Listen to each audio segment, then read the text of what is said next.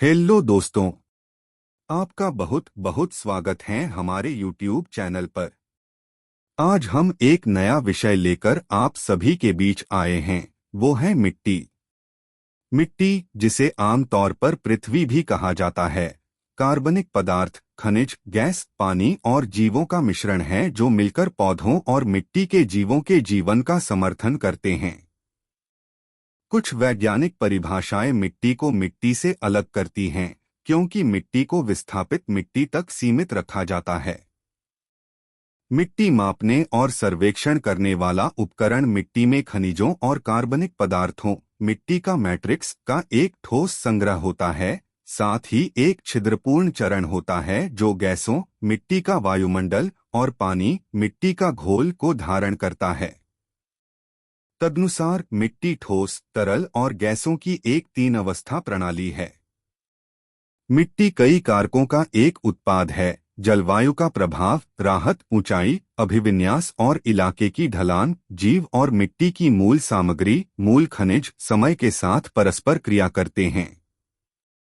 यह लगातार कई भौतिक, रासायनिक और जैविक प्रक्रियाओं के माध्यम से विकास से गुजरती है, जिसमें संबंधित कटाव के साथ अपक्षय शामिल है। इसकी जटिलता और मजबूत आंतरिक जुड़ाव को देखते हुए मिट्टी के पारिस्थितिकीविद मिट्टी को एक पारिस्थितिकी तंत्र के रूप में मानते हैं। अधिकांश मिट्टी में शुष्क थोक घनत्व, शुष्क होने पर रिक्त स्थान को ध्यान में रखते हुए मिट्टी का घनत्व 1.1 और 1.6 ग्राम सेमी 3 के बीच होता है। हालांकि मिट्टी के कण घनत्व बहुत अधिक है, 2.6 से 2.7 ग्राम सेमी 3 की सीमा में। पृथ्वी ग्रह की मिट्टी का बहुत कम हिस्सा प्लेस्टोसिन से पुराना है और कोई भी सेनोजोइक से पुराना नहीं है। हालांकि जीवाश्म मिट्टी आर्कियन से बहुत पहले से संरक्षित है। सामूहिक रूप से पृथ्वी की मिट्टी के शरीर को पेडोस्फीयर कहा जाता है। पेडोस्फीयर लिथोस्फीयर, जलमंडल, वायुमंडल और जीवमंडल के साथ इंटरफेस करता है। मिट्टी के 4 महत्वपूर्ण कार्य हैं। 1. पौधों की वृद्धि के लिए एक माध्यम के रूप में। 2. जल भंडारण, आपूर्ति और शुद्धिकरण के साधन के रूप में। 3. पृथ्वी के वायुमंडल के संशोधक के रूप में। 4. जीवों के लिए आवास के रूप में। ये सभी कार्य बदले में मिट्टी और उसके गुणों को संशोधित करते हैं। मृदा विज्ञान के अध्ययन की 2 बुनियादी शाखाएं हैं: 1. एडाफोलॉजी और 2. पेडोलॉजी। एडाफोलॉजी जीवित चीजों पर मिट्टी के प्रभाव का अध्ययन करती है। पेडोलॉजी अपने प्राकृतिक वातावरण में मिट्टी के निर्माण, वर्णन, आकृति विज्ञान और वर्गीकरण पर ध्यान केंद्रित करती है। इंजीनियरिंग के संदर्भ में मिट्टी को रेगोलिथ की व्यापक अवधारणा में शामिल किया गया है, जिसमें अन्य ढीली सामग्री भी शामिल है जो कि आधारशिला के ऊपर स्थित है, जैसा कि चंद्रमा और अन्य खगोलीय पिंडों पर पाया जा सकता है। प्रक्रियाएं। मिट्टी पृथ्वी के पारिस्थितिकी तंत्र का एक प्रमुख घटक है। दुनिया के पारिस्थितिकी तंत्र मिट्टी में होने वाली प्रक्रियाओं से दूरगामी तरीके से प्रभावित होते हैं, जिनमें ओजोन क्षरण और ग्लोबल वार्मिंग से लेकर वर्षावन विनाश और जल प्रदूषण तक के प्रभाव शामिल हैं। पृथ्वी के कार्बन चक्र के संबंध में मिट्टी एक महत्वपूर्ण कार्बन भंडार के रूप में कार्य करती है और यह संभावित रूप से मानवीय व्यवधान और जलवायु परिवर्तन के लिए सबसे अधिक प्रतिक्रियाशील है। जैसे जैसे ग्रह गर्म होता है, यह अनुमान लगाया गया है कि मिट्टी उच्च तापमान पर बढ़ी हुई जैविक गतिविधि के कारण वातावरण में कार्बन डाइऑक्साइड को जोड़ेगी, जो एक सकारात्मक प्रतिक्रिया प्रवर्धन है। हालांकि मिट्टी के कार्बन टर्नओवर पर हाल के ज्ञान पर विचार करने पर इस पूर्वानुमान पर सवाल उठाया गया है। मिट्टी एक इंजीनियरिंग माध्यम, मिट्टी के जीवों के लिए एक आवास, पोषक तत्वों और जैविक अपशिष्टों के लिए एक पुनर्चक्रण प्रणाली, जल गुणवत्ता का नियामक, वायुमंडलीय संरचना का संशोधक और पौधों की वृद्धि के लिए एक माध्यम के रूप में कार्य करती है, जो इसे पारिस्थितिकी तंत्र सेवाओं का एक महत्वपूर्ण प्रदाता बनाती है। चूंकि मिट्टी में उपलब्ध नीचे और आवासों की एक जबरदस्त श्रृंखला है, इसमें पृथ्वी की आनुवंशिक विविधता का एक प्रमुख हिस्सा शामिल है।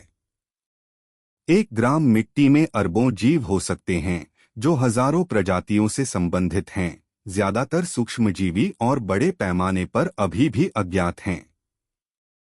मिट्टी में प्रति ग्राम औसत प्रोकैरियोटिक घनत्व लगभग 108 जीव होते हैं, जबकि महासागर में प्रति मिलीलीटर ग्राम समुद्री जल में 107 प्रोकैरियोटिक जीव से अधिक नहीं होते हैं। मिट्टी में रखा कार्बनिक कार्बन अंतः विषमपोषी जीवों द्वारा की गई श्वसन प्रक्रिया के माध्यम से वायुमंडल में वापस आ जाता है, लेकिन मिट्टी में कार्बनिक पदार्थ के रूप में एक बड़ा हिस्सा बरकरार रहता है। जुताई से आमतौर पर मिट्टी की श्वसन दर बढ़ जाती है, चूंकि पौधों को पानी की लगभग निरंतर आपूर्ति की आवश्यकता होती है, लेकिन अधिकांश क्षेत्रों में छिटपुट वर्षा होती है। इसलिए पौधों के अस्तित्व के लिए मिट्टी की जल धारण क्षमता महत्वपूर्ण है। मिट्टी प्रभावी रूप से अशुद्धियों को हटा सकती है, रोग कारकों को मार सकती है और दूषित पदार्थों को खत्म कर सकती है। इस बाद वाले गुण को प्राकृतिक क्षीणन कहा जाता है। आमतौर पर मिट्टी ऑक्सीजन और मीथेन का शुद्ध अवशोषण बनाए रखती है और कार्बन डाइऑक्साइड और नाइट्रस ऑक्साइड की शुद्ध रिहाई से गुजरती है। मिट्टी पौधों को शारीरिक सहायता, हवा, पानी, तापमान संतुलन, पोषक तत्व और विषाक्त पदार्थों से सुरक्षा प्रदान करती है। मिट्टी मृत कार्बनिक पदार्थों को विभिन्न पोषक रूपों में परिवर्तित करके पौधों और जानवरों को आसानी से उपलब्ध पोषक तत्व प्रदान करती है। रचना: एक सामान्य मिट्टी लगभग 50% ठोस, 45% खनिज और 5% कार्बनिक पदार्थ होती है और 50% रिक्त स्थान या छिद्र होते हैं, जिनमें से आधे पानी और आधे गैस द्वारा भरे होते हैं। मिट्टी में खनिज और कार्बनिक पदार्थों के प्रतिशत को स्थिर अल्पावधि में माना जा सकता है, जबकि मिट्टी में पानी और गैस की मात्रा का प्रतिशत अत्यधिक परिवर्तनशील माना जाता है, जिससे एक में वृद्धि दूसरे में कमी के साथ साथ संतुलित हो जाती है। छिद्र स्थान हवा और पानी की घुसपैठ और आवाजाही की अनुमति देता है, जो दोनों मिट्टी में मौजूद जीवन के लिए महत्वपूर्ण हैं। मिट्टी के साथ एक आम समस्या संघनन इस स्थान को कम कर देता है, जिससे हवा और पानी पौधों की जड़ों और मिट्टी के जीवों तक नहीं पहुंच पाते। पर्याप्त समय दिए जाने पर एक अविभेदित मिट्टी एक मिट्टी प्रोफाइल विकसित करेगी, जिसमें 2 या अधिक परतें होती हैं, जिन्हें मिट्टी क्षितिज कहा जाता है। ये एक या अधिक गुणों जैसे कि उनकी बनावट, संरचना, घनत्व, छिद्र, स्थिरता, तापमान, रंग और प्रतिक्रियाशीलता में भिन्न होते हैं। क्षितिज मोटाई में बहुत भिन्न होते हैं और आमतौर पर स्पष्ट सीमाओं का अभाव होता है। उनका विकास मूल सामग्री के प्रकार, उन मूल सामग्रियों को संशोधित करने वाली प्रक्रियाओं और उन प्रक्रियाओं को प्रभावित करने वाले मिट्टी बनाने वाले कारकों पर निर्भर करता है। मिट्टी के गुणों पर जैविक प्रभाव सतह के पास सबसे मजबूत होते हैं, जबकि मिट्टी के गुणों पर भूरासायनिक प्रभाव गहराई के साथ बढ़ते हैं। परिपक्व मिट्टी प्रोफाइल में आम तौर पर 3 बुनियादी मास्टर क्षितिज शामिल होते हैं, ए, बी और सी। सोलम में आम तौर पर ए और बी क्षितिज शामिल होते हैं। मिट्टी का जीवित घटक काफी हद तक सोलम तक ही सीमित है और आम तौर पर एक क्षितिज में अधिक प्रमुख होता है। यह सुझाव दिया गया है कि पेडॉन मिट्टी का एक स्तंभ जो सतह से अंतर्निहित मूल सामग्री तक लंबवत रूप से फैलता है और अपने सभी क्षितिजों की विशेषताओं को दिखाने के लिए काफी बड़ा होता है, उसे ह्यूमिडिडॉन जीवित भाग, जहां अधिकांश मिट्टी के जीव निवास कर रहे हैं, जो ह्यूमस रूप के अनुरूप है, कोपेडॉन मध्यवर्ती स्थिति में। मिट्टी की बनावट रेत, गाद और मिट्टी के अलग अलग कणों के सापेक्ष अनुपात से निर्धारित होती है, जो मिट्टी बनाते हैं। मिट्टी की बनावट का त्रिभुज प्लॉट मिट्टी के नमूने में रेत, गाद और मिट्टी के अनुपात का एक दृश्य प्रतिनिधित्व है। जैविक और अजैविक प्रक्रियाओं के माध्यम से कार्बनिक पदार्थ, पानी, गैसों के साथ व्यक्तिगत खनिज कणों की परस्पर क्रिया उन कणों को फ्लोक्यूलेट, एक साथ चिपकना, करके समुच्चय या पेड़ बनाती है। जहां इन समुच्चयों की पहचान की जा सकती है, वहां मिट्टी को विकसित कहा जा सकता है और इसे रंग, छिद्र, स्थिरता, प्रतिक्रिया, अम्लता आदि के संदर्भ में आगे वर्णित किया जा सकता है। मिट्टी के विकास में पानी एक महत्वपूर्ण एजेंट है, क्योंकि यह मिट्टी की संरचना में शामिल पदार्थों के विघटन, अवक्षेपण, कटाव, परिवहन और जमाव में शामिल होता है। मिट्टी के छिद्र स्थान पर कब्जा करने वाले पानी और घुले हुए या निलंबित पदार्थों के मिश्रण को मिट्टी का घोल कहा जाता है। चूंकि मिट्टी का पानी कभी भी शुद्ध पानी नहीं होता है, लेकिन इसमें सैकड़ों घुले हुए कार्बनिक और खनिज पदार्थ होते हैं, इसलिए इसे अधिक सटीक रूप से मिट्टी का घोल कहा जा सकता है। पानी मिट्टी की प्रोफाइल से खनिजों के विघटन, अवक्षेपण और निक्षालन के लिए केंद्रीय है। अंत में पानी मिट्टी में उगने वाली वनस्पति के प्रकार को प्रभावित करता है, जो बदले में मिट्टी के विकास को प्रभावित करता है। एक जटिल प्रतिक्रिया जो अर्धशुष्क क्षेत्रों में धारीदार वनस्पति पैटर्न की गतिशीलता में उदाहरण के तौर पर देखी जा सकती है। मिट्टी पौधों को पोषक तत्व प्रदान करती है, जिनमें से अधिकांश मिट्टी और कार्बनिक पदार्थ कोलाइड के कणों द्वारा जगह में रखे जाते हैं। पोषक तत्व मिट्टी के खनिज सतहों पर अवशोषित हो सकते हैं। मिट्टी के खनिजों के भीतर बंधे, अवशोषित या जीवित जीवों या मृत मिट्टी के कार्बनिक पदार्थ के हिस्से के रूप में कार्बनिक यौगिकों के भीतर बंधे हो सकते हैं। ये बंधे हुए पोषक तत्व मिट्टी के पानी के साथ मिलकर मिट्टी के घोल की संरचना को बफर करते हैं, मिट्टी के घोल में होने वाले बदलावों को कम करते हैं। जब मिट्टी गीली या सूखी होती है, जब पौधे पोषक तत्व लेते हैं, जब लवण निक्षालित होते हैं या जब एसिड या क्षार मिलाए जाते हैं। पौधों में पोषक तत्वों की उपलब्धता मिट्टी के पीएच से प्रभावित होती है, जो मिट्टी के घोल में हाइड्रोजन आयन गतिविधि का एक माप है। मिट्टी का पीएच कई मिट्टी बनाने वाले कारकों का एक कार्य है और आमतौर पर कम अधिक अम्लीय होता है, जहां अपक्षय अधिक उन्नत होता है। अधिकांश पौधों के पोषक तत्व नाइट्रोजन के अपवाद के साथ मिट्टी के मूल पदार्थ को बनाने वाले खनिजों से उत्पन्न होते हैं। कुछ नाइट्रोजन बारिश से तनु नाइट्रिक एसिड और अमोनिया के रूप में उत्पन्न होती है, लेकिन अधिकांश नाइट्रोजन बैक्टीरिया द्वारा नाइट्रोजन निर्धारण के परिणामस्वरूप मिट्टी में उपलब्ध होती है। एक बार मिट्टी पौधे प्रणाली में अधिकांश पोषक तत्वों को जीवित जीवों, पौधों और सूक्ष्मजीव अवशेषों, मिट्टी के कार्बनिक पदार्थ, खनिजबद्ध रूपों और मिट्टी के घोल के माध्यम से पुनर्नवीनीकरण किया जाता है। जीवित मिट्टी के जीव, सूक्ष्मजीव, जानवर और पौधों की जड़ें और मिट्टी के कार्बनिक पदार्थ दोनों इस पुनर्चक्रण के लिए और इस प्रकार मिट्टी के निर्माण और मिट्टी की उर्वरता के लिए महत्वपूर्ण हैं। माइक्रोबियल मिट्टी के एंजाइम पौधों और अन्य सूक्ष्मजीवों द्वारा उपयोग के लिए खनिजों या कार्बनिक पदार्थों से पोषक तत्वों को मुक्त कर सकते हैं, उन्हें जीवित कोशिकाओं में शामिल कर सकते हैं या वाष्पीकरण गैसों के रूप में वायुमंडल में नुकसान या निक्षालन द्वारा मिट्टी से उनके नुकसान का कारण बन सकते हैं। गठन। मुख्य लेख मृदा गठन। अधिक जानकारी मृदा यांत्रिकी उत्पत्ति। मिट्टी का निर्माण तब होता है जब कार्बनिक पदार्थ जमा हो जाते हैं और कोलाइड नीचे की ओर बह जाते हैं, जिससे मिट्टी, ह्यूमस, आयरन ऑक्साइड, कार्बोनेट और जिप्सम के जमाव होते हैं, जिससे एक अलग परत बनती है जिसे बी क्षितिज कहा जाता है। यह कुछ हद तक मनमाना परिभाषा है, क्योंकि रेत, गाद, मिट्टी और ह्यूमस का मिश्रण उस समय से पहले जैविक और कृषि गतिविधि का समर्थन करेगा। ये घटक पानी और जानवरों की गतिविधि द्वारा एक स्तर से दूसरे स्तर पर चले जाते हैं।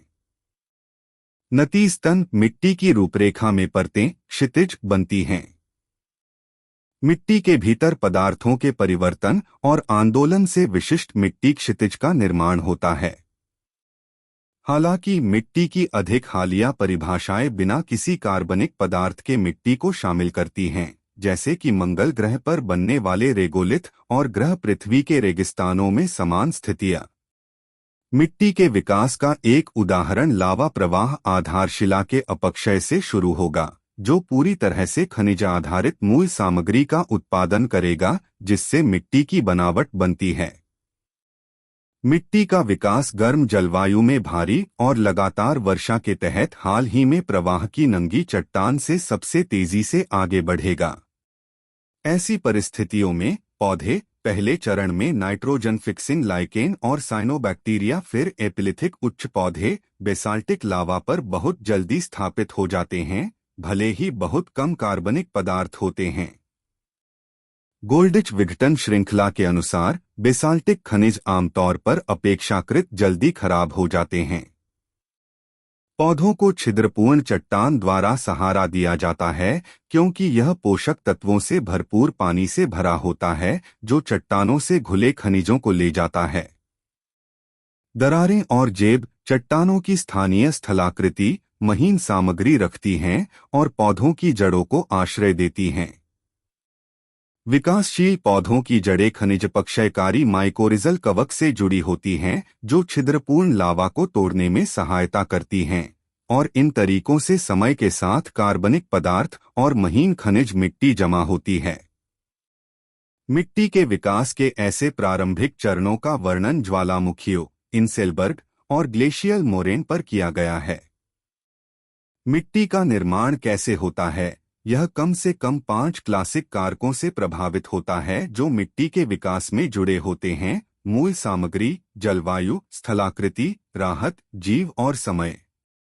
जब जलवायु, राहत, जीव, मूल सामग्री और समय को फिर से व्यवस्थित किया जाता है, तो वे संक्षिप्त नाम क्रॉप्ट बनाते हैं। भौतिक गुण। मुख्य लेख: मिट्टी के भौतिक गुण। शैक्षणिक अनुशासन के लिए मृदा भौतिकी देखें। मिट्टी के भौतिक गुण फसल उत्पादन जैसी पारिस्थितिकी तंत्र सेवाओं के लिए घटते महत्व के क्रम में बनावट, संरचना, थोक घनत्व, छिद्रण, स्थिरता, तापमान, रंग और प्रतिरोधकता हैं। मिट्टी की बनावट 3 प्रकार के मिट्टी के खनिज कणों के सापेक्ष अनुपात से निर्धारित होती है, जिन्हें मिट्टी के अलग अलग कण कहा जाता है: रेत, गाद और मिट्टी। अगले बड़े पैमाने पर मिट्टी की संरचनाएं, जिन्हें पेड़ या अधिक सामान्यतः मिट्टी के समुच्चय कहा जाता है, मिट्टी के अलग अलग कणों से बनती हैं। जब लोहे के ऑक्साइड, कार्बोनेट, मिट्टी, सिलिका और ह्यूमस कणों को कोट करते हैं और उन्हें बड़े, अपेक्षाकृत स्थिर माध्यमिक संरचनाओं में पालन करने का कारण बनते हैं। मिट्टी का थोक घनत्व जब मानकीकृत नमी की स्थिति में निर्धारित किया जाता है, तो मिट्टी के संघनन का अनुमान होता है। मिट्टी की छिद्रण में मिट्टी की मात्रा का खाली हिस्सा होता है और यह गैसों या पानी द्वारा कब्जा कर लिया जाता है। मिट्टी की स्थिरता मिट्टी की सामग्री के एक साथ चिपकने की क्षमता है। मिट्टी का तापमान और रंग स्वयं परिभाषित होते हैं। प्रतिरोधकता विद्युत धाराओं के संचालन के प्रतिरोध को संदर्भित करती है और मिट्टी में दबी धातु और कंक्रीट संरचनाओं के क्षरण की दर को प्रभावित करती है। ये गुण मिट्टी की प्रोफाइल की गहराई, यानी मिट्टी के क्षितिज के माध्यम से भिन्न होते हैं। इनमें से अधिकांश गुण मिट्टी के वातन और पानी की घुसपैठ और मिट्टी के भीतर रहने की क्षमता को निर्धारित करते हैं। मिट्टी की नमी। मुख्य लेख: मिट्टी की नमी। मिट्टी में पानी की मात्रा को आयतन या भार के रूप में मापा जा सकता है। पानी की मात्रा घटने के क्रम में मिट्टी की नमी के स्तर संतृप्ति, क्षेत्र क्षमता, मुरझाने का बिंदु, हवा में सूखापन और ओवन में सूखापन हैं। क्षेत्र क्षमता उस बिंदु पर सूखा हुआ गीला मिट्टी का वर्णन करती है जब पानी की मात्रा गुरुत्वाकर्षण के साथ संतुलन तक पहुंच जाती है। क्षेत्र क्षमता से ऊपर मिट्टी की सिंचाई करने से रिसाव का जोखिम होता है। मुरझाने का बिंदु बढ़ते पौधों के लिए शुष्क सीमा का वर्णन करता है। बढ़ते मौसम के दौरान मिट्टी की नमी पौधों के कार्यात्मक समूहों या प्रजातियों की समृद्धि से अप्रभावित रहती है, जबकि यह प्रजातियों की संरचना के साथ बदलती रहती है। उपलब्ध जल क्षमता पौधों के लिए उपलब्ध मिट्टी प्रोफाइल में मौजूद पानी की मात्रा है। जैसे जैसे पानी की मात्रा कम होती जाती है, पौधों को पानी निकालने के लिए आसंजन और सूखने की बढ़ती ताकतों के खिलाफ काम करना पड़ता है। सिंचाई शेड्यूलिंग तनाव उत्पन्न होने से पहले कम हो चुके पानी की भरपाई करके नमी के तनाव से बचाती है। केशिका क्रिया मिट्टी के गीले क्षेत्रों से सूखे क्षेत्रों में भूजल को ले जाने के लिए जिम्मेदार होती है। उपसिंचाई डिजाइन जैसे विकिंग बेड, उपसिंचित प्लांटर्स पौधों की जड़ों को पानी की आपूर्ति करने के लिए केशिकात पर निर्भर करते हैं। केशिका क्रिया के परिणामस्वरूप लवणों की वाष्पीकरण सांद्रता हो सकती है, जिससे लवणीकरण के माध्यम से भूमि का क्षरण हो सकता है। मिट्टी की नमी माप मिट्टी की जल सामग्री को मापना, जिसे आयतन या भार के संदर्भ में व्यक्त किया जा सकता है, इन सीटू जांच जैसे कैपेसिटेंस जांच, न्यूट्रॉन जांच या रिमोट सेंसिंग विधियों पर आधारित हो सकता है। मिट्टी की नमी माप मिट्टी की गतिविधि में परिवर्तन निर्धारित करने में एक महत्वपूर्ण कारक है। मृदा गैस। मुख्य लेख मृदा गैस। मृदा का वातावरण या मृदा गैस ऊपर के वातावरण से बहुत अलग है। सूक्ष्मजीवों और पौधों की जड़ों द्वारा ऑक्सीजन की खपत और उनके द्वारा कार्बन डाइऑक्साइड की रिहाई ऑक्सीजन को कम करती है और कार्बन डाइऑक्साइड की सांद्रता को बढ़ाती है। वायुमंडलीय को दो सांद्रता 0.04% है, लेकिन मिट्टी के छिद्र स्थान में यह उस स्तर से 10 से 100 गुना तक हो सकती है। इस प्रकार संभावित रूप से जड़ श्वसन के अवरोध में योगदान देती है। कैल्केरियस मिट्टी कार्बोनेट बफरिंग द्वारा को दो सांद्रता को नियंत्रित करती है, अम्लीय मिट्टी के विपरीत जिसमें सभी को दो श्वसन मिट्टी के छिद्र प्रणाली में जमा हो जाते हैं। चरम स्तरों पर को दो विषाक्त है।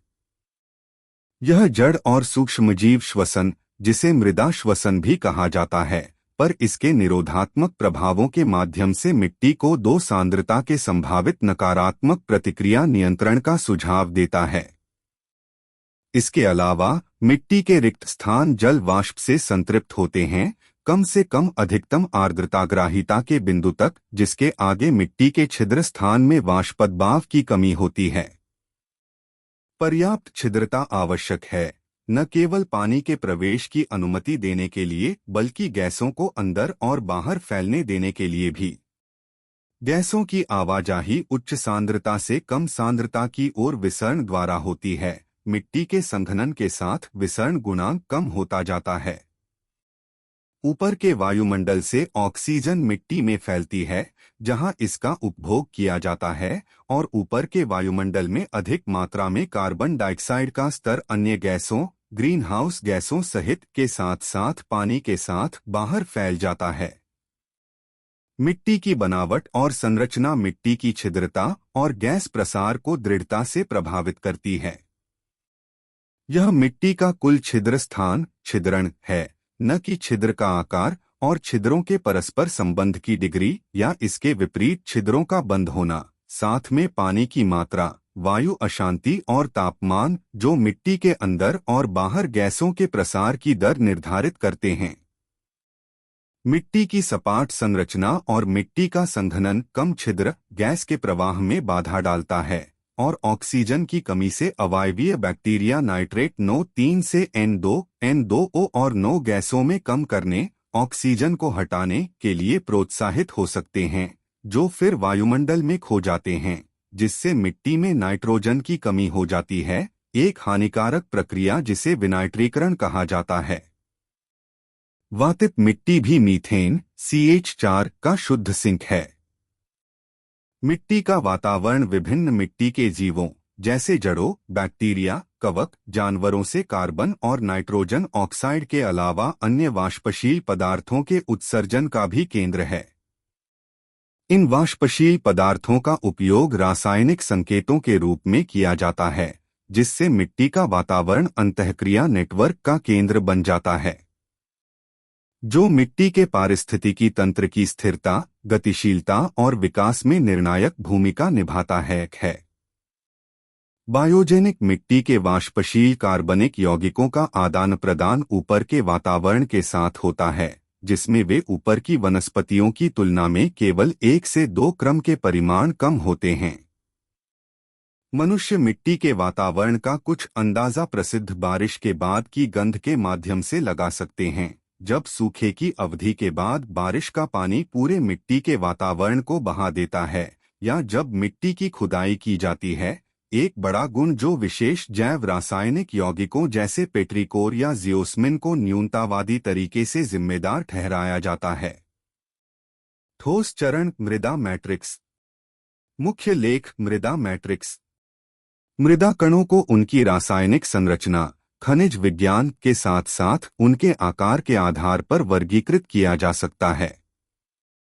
किसी मिट्टी का कण आकार वितरण, उसकी बनावट उस मिट्टी के कई गुणों को निर्धारित करती है, विशेष रूप से हाइड्रोलिक चालकता और जल क्षमता, लेकिन उन कणों का खनिज विज्ञान उन गुणों को दृढ़ता से संशोधित कर सकता है। सबसे महीन मिट्टी के कणों, मिट्टी का खनिज विज्ञान विशेष रूप से महत्वपूर्ण है। मिट्टी की जैव विविधता। मिट्टी में बड़ी संख्या में सूक्ष्म जीव, जानवर, पौधे और कवक रहते हैं। हालांकि मिट्टी में जैव विविधता का अध्ययन करना बहुत कठिन है, क्योंकि इस जीवन का अधिकांश भाग अदृश्य है, इसलिए मिट्टी की जैव विविधता के बारे में अनुमान असंतोषजनक रहे हैं। हाल के एक अध्ययन ने सुझाव दिया है कि मिट्टी पृथ्वी पर 59-15% प्रजातियों का घर है। एंचाइट्रेडे, पॉटवॉर्म की प्रजातियों का सबसे बड़ा प्रतिशत मिट्टी में रहता है, 98.6%, इसके बाद कवक 90%, पौधे 85.5% और दीमक आइसोप्टेरा 84.2% हैं।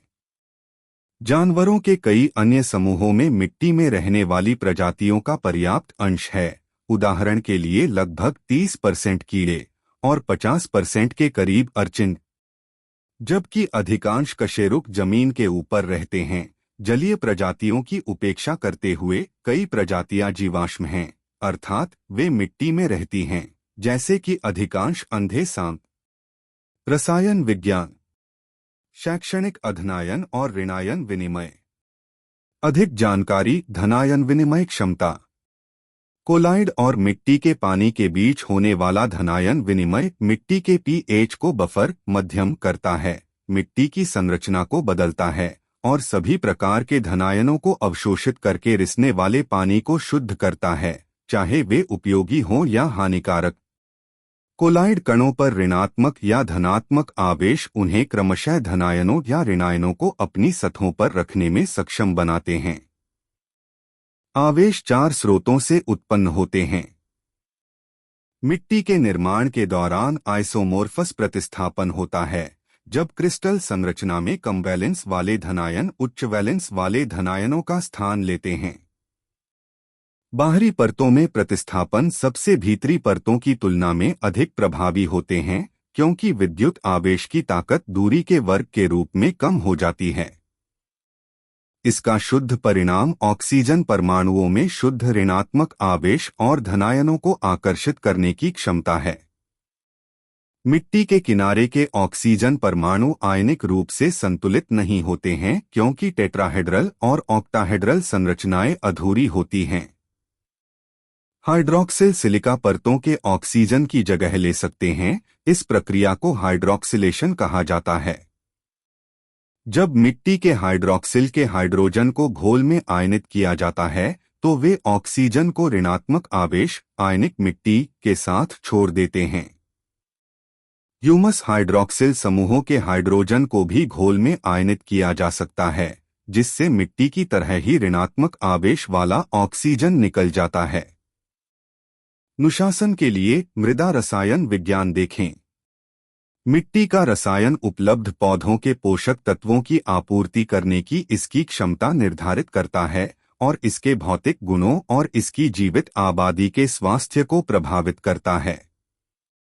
इसके अलावा मिट्टी का रसायन इसकी संक्षारकता, स्थिरता और प्रदूषकों को अवशोषित करने और पानी को छानने की क्षमता को भी निर्धारित करता है। यह खनिज और कार्बनिक कोलाइड्स की सतह का रसायन है जो मिट्टी के रासायनिक गुणों को निर्धारित करता है।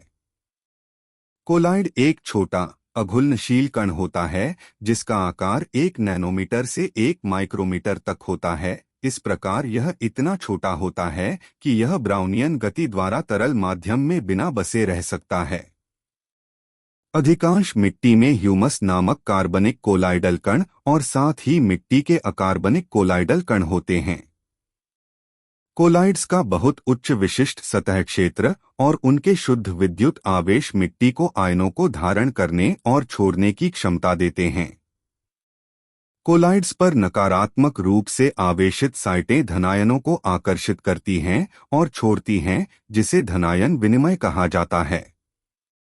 धनायन विनिमय क्षमता शुष्क मिट्टी के प्रति इकाई भार में विनिमय योग्य धनायनों की मात्रा है और इसे प्रति 100 ग्राम मिट्टी में धनात्मक आवेशित आयनों के मिलीइक्वलेंट या प्रति किलोग्राम मिट्टी में धनात्मक आवेश के सेंटीमोल क्यूए केजी के रूप में व्यक्त किया जाता है। इसी तरह कोलाइड पर धनात्मक आवेशित स्थान मिट्टी में ऋणायनों को आकर्षित और मुक्त कर सकते हैं, जिससे मिट्टी को ऋणायन विनिमय क्षमता मिलती है। ऋणात्मक रूप से आवेशित कोलाइड्स से जुड़े धनायन पानी द्वारा नीचे की ओर बहने का प्रतिरोध करते हैं और पहले पौधों की जड़ों की पहुंच से बाहर होते हैं, जिससे मध्यम वर्षा और कम तापमान वाले क्षेत्रों में मिट्टी की उर्वरता बनी रहती है। कोलाइड्स पर धनायन विनिमय की प्रक्रिया में एक पदानुक्रम होता है, क्योंकि धनायन कोलाइड द्वारा सोखने की शक्ति में भिन्न होते हैं और इसलिए एक दूसरे को प्रतिस्थापित करने की उनकी क्षमता आयन विनिमय होती है। यदि मिट्टी के पानी के घोल में समान मात्रा में मौजूद हो, Al3+H+ को प्रतिस्थापित करता है, Ca2+ को प्रतिस्थापित करता है, Mg2+ को प्रतिस्थापित करता है, K+ को प्रतिस्थापित करता है, NH+ की तरह ही 4Na+ को प्रतिस्थापित करता है। यदि एक धनायन को बड़ी मात्रा में जोड़ा जाता है तो यह अपनी संख्या के बल से अन्य को प्रतिस्थापित कर सकता है। इसे द्रव्यमान क्रिया का नियम कहा जाता है। यह काफी हद तक धनायन उर्वरकों पोटाश, चूना को जोड़ने पर होता है। जैसे जैसे मिट्टी का घोल अधिक अम्लीय होता जाता है, कम पीएच, जिसका अर्थ है H+ की अधिकता, कोलाइड से कमजोर रूप से बंधे अन्य धनायन हाइड्रोजन आयनों द्वारा विनिमय स्थलों प्रोटोनेशन पर कब्जा करने के कारण घोल में धकेल दिए जाते हैं। कम पीएच के कारण हाइड्रॉक्सिल समूहों के हाइड्रोजन को घोल में खींचा जा सकता है, जिससे कोलाइड पर आवेशित स्थल अन्य धनायनों द्वारा कब्जा किए जाने के लिए उपलब्ध हो जाते हैं। मिट्टी के कोलाइड की सतह पर हाइड्रॉक्सी समूहों का यह आयनीकरण निर्भर सतही आवेशों का निर्माण करता है। समरूप प्रतिस्थापन द्वारा विकसित स्थायी आवेशों के विपरीत निर्भर आवेश परिवर्तनशील होते हैं और पीएच बढ़ने के साथ बढ़ते हैं। मुक्त धनायन पौधों को उपलब्ध कराए जा सकते हैं। धनायन विनिमय क्षमता CEC।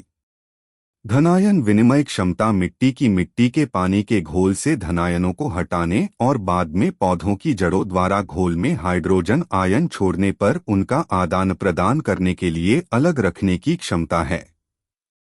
CEC विनिमय योग्य हाइड्रोजन धनायनों H+ की मात्रा है जो मिट्टी के 100 ग्राम सूखे वजन के साथ संयोजित होगी और जिसका माप प्रति 100 ग्राम मिट्टी में 1 मिलीइक्वलेंट 1 मेक 100 G है। हाइड्रोजन आयनों का एक ही आवेश होता है और प्रति 100 ग्राम सूखी मिट्टी में 1 ग्राम हाइड्रोजन आयन का 1000वां हिस्सा हाइड्रोजन आयन का 1 मिलीइक्वलेंट माप देता है। कैल्शियम, जिसका परमाणु भार हाइड्रोजन का 40 गुना और संयोजकता 2 है, 1 मिलीइक्वलेंट प्रति 100 ग्राम सूखी मिट्टी में 20 मिलीइक्वलेंट हाइड्रोजन आयन या 20 मेक 100 G में परिवर्तित होता है। सीईसी का आधुनिक माप प्रति किलोग्राम सकारात्मक चार्ज के सेंटीमोल सीएमओएल किग्रा ओवन शुष्क मिट्टी के रूप में व्यक्त किया जाता है। मिट्टी का अधिकांश सीईसी मिट्टी और ह्यूमस कोलाइड्स पर होता है और गर्म आर्द्र गीले जलवायु जैसे उष्णकटिबंधीय वर्षावन में क्रमशः लीचिंग और अपघटन के कारण इनकी कमी उष्णकटिबंधीय मिट्टी की स्पष्ट बांझपन की व्याख्या करती है। जीवित पौधों की जड़ों में भी कुछ सीईसी होती है जो उनके विशिष्ट सतह क्षेत्र से जुड़ी होती है। आयन विनिमय क्षमता एईसी। आयन विनिमय क्षमता मिट्टी के पानी के घोल से आयनों जैसे नाइट्रेट फॉस्फेट को हटाने और बाद में विनिमय के लिए उन्हें अलग करने की क्षमता है, क्योंकि पौधे की जड़ें मिट्टी के पानी के घोल में कार्बोनेट आयनों को छोड़ती हैं। जिन कोलाइड्स में कम सीईसी होता है उनमें कुछ एईसी होता है। अनाकार और सेस्क्यूक्साइड मिट्टी में सबसे अधिक एईसी होता है, उसके बाद आयरन ऑक्साइड होता है। एईसी का स्तर सीईसी की तुलना में बहुत कम होता है क्योंकि मिट्टी के कोलाइड्स पर सकारात्मक बनाम नकारात्मक चार्ज सतहों की दर आम तौर पर अधिक होती है। चरचार्ज मिट्टी के अपवाद के लिए फॉस्फेट आयन विनिमय स्थलों पर रखे जाते हैं। आयरन और एल्यूमिनियम हाइड्रोक्साइड मिट्टी अपने हाइड्रोक्साइड आयनों O को अन्य आयनों के लिए विनिमय करने में सक्षम हैं। आयन आसंजन की ताकत को दर्शाने वाला क्रम इस प्रकार है। H2PO 402 की जगह लेता है, 4 की जगह लेता है, 3 Cl की जगह लेता है।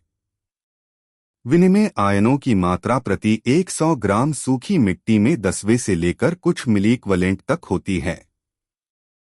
जैसे जैसे पीएच बढ़ता है अपेक्षाकृत अधिक हाइड्रोक्सिल होते हैं जो कोलाइड से आयनों को विस्थापित कर देंगे और उन्हें घोल में और भंडारण से बाहर कर देंगे। इसलिए पीएच क्षारीयता बढ़ने के साथ एईसी घटता है।